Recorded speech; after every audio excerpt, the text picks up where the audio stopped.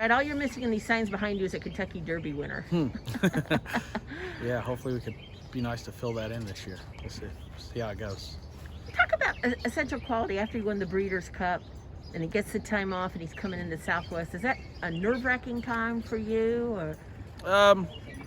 Well, not really. I mean, the horse was doing really well, so we were looking forward to getting him started as a 3-year-old. He was showing us, what he showed us as a 2-year-old, and he seemed like he had improved. So we're excited about running him. Now, as far as the weather goes and the uncertainty of, when the race would be run, was some, maybe anxious times, and we were obviously had a horse on the other side of the world in Nick's Go, and kind of it didn't allow me to travel to Saudi. I would have liked to went myself for Nick's Go, but with Monomoy and Essential Quality pointing for Oaklawn and the uncertainty of the weather, I thought I needed to be closer to what was happening as opposed to the other side of the world. So that was a little bit of a concern with travel plans myself, but the horse itself, I was excited about getting him back.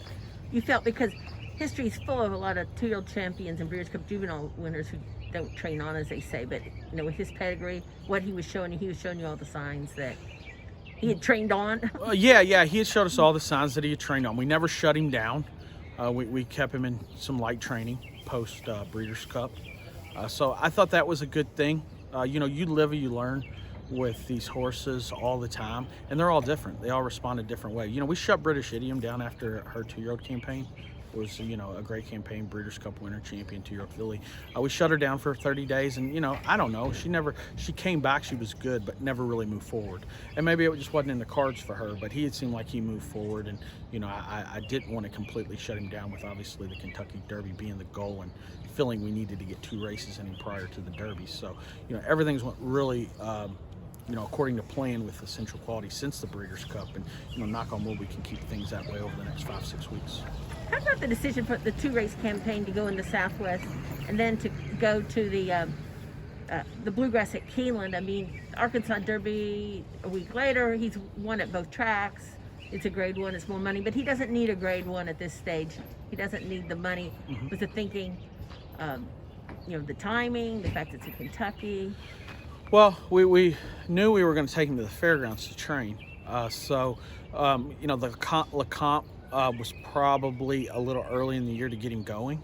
I didn't want to feel the pressure of trying to get him ready for that, and then, go to the Lecomte, Risen Star, Louisiana Derby. Not that we would have had to do all 3 of those races, but I thought, mid-February made sense.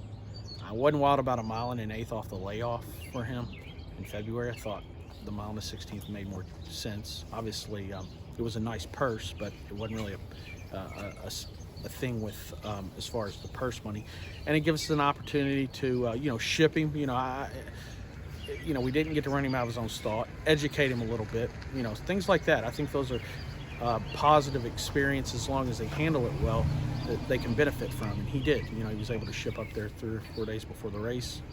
The same thing he did at Keeneland twice last year. We brought him back to Churchill after the Breeders' Fraternity. So, he's able to get on a van and go somewhere 4 or 5 days prior to a race and settle in, adjust. And same thing he's doing. He's been at the fairgrounds all winter.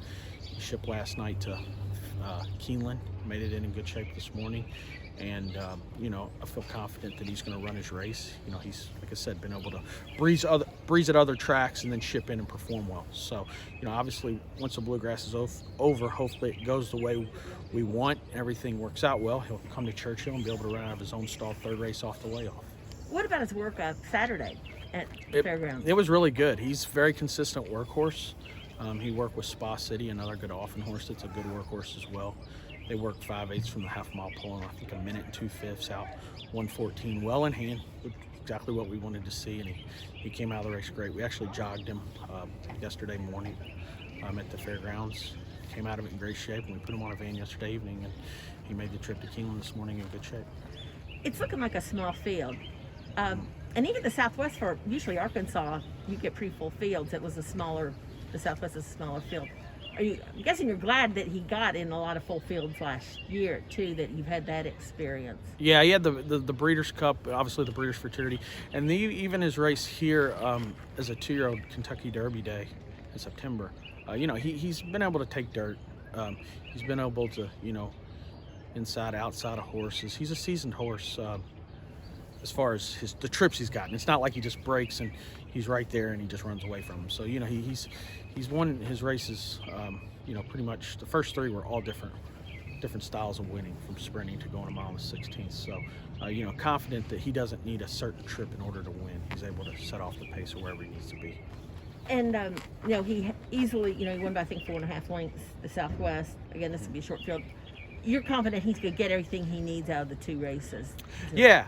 I mean, he's fit. I mean, I think he's definitely bred to get the mile and a quarter. He certainly acts like he'll get the mile and a quarter. I think it's just, we've done about all we can do as far as bringing him along. It's going to ultimately be, is he good enough? And, I think he is. And, a lot of things got to happen in that Kentucky Derby. Obviously, we're not looking past the Bluegrass, but that Kentucky Derby's, 20 horses. It's a big field, and, you're never going to get, that situation until Kentucky Derby Day, regardless what you do with these horses. But he has speed, and he can be up close, and that's so important anymore, especially since the point system, it seems like. Yeah. You don't get those crazy sprinters that necessarily have a wicked pace, but he's got the style for it, and you said the versatility. Yeah, no doubt about it. I think, obviously Louis has done a good job managing his last 3 races and putting him in a good spot, and he has a lot of confidence in his horse. There's some things he's said about this horse that he believes in this horse, and I know he does, and he's given us a lot of confidence, and he's given Louis a lot of confidence. So he's a very good horse, and I think the mile and a quarter is going to be right in his wheelhouse, and looking forward to hopefully that opportunity in 4.5 weeks.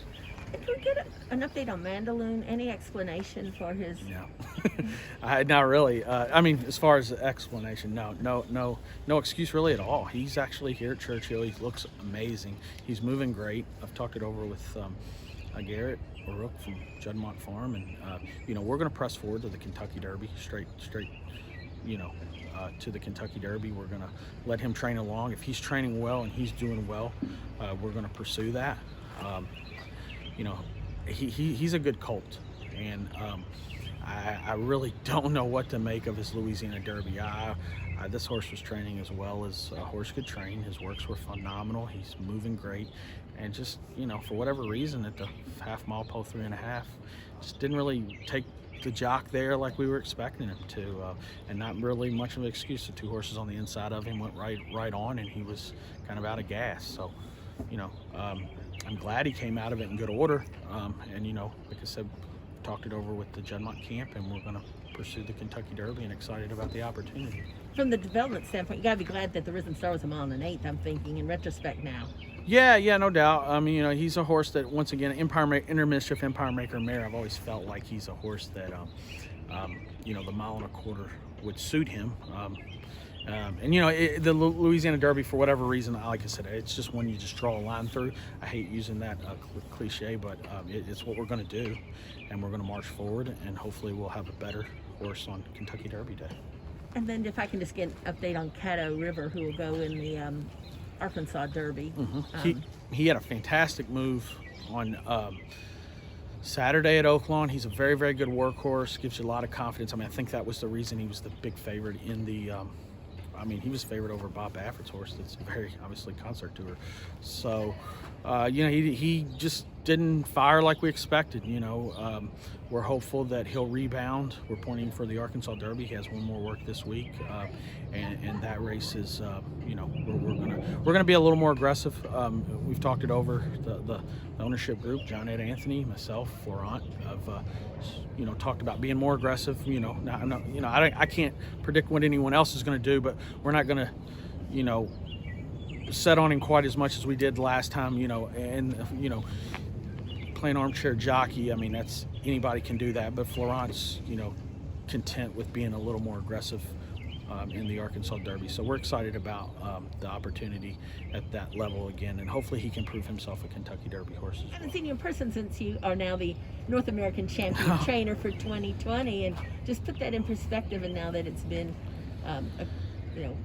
month and a half or Yeah, whatever. thank you very much. And it means a lot. I mean, you know, when you get up and do this every day and you dream about having good horses, and then you're finally in that position. And you know, I gotta just thank my staff, my clients, and the team we have in place that's, you know, put us in the position to succeed. And you know, it means a lot to be on a list with, you know, the previous winners, such as, you know, obviously Todd Pletcher, Chad Brown, Steve Asmussen, and Dwayne Lucas, guys that, you know, obviously I idolize and think a lot of, and, you know, are at the top of the game. To now be on that list means a whole lot. So, you know, it's something they can't take away from you.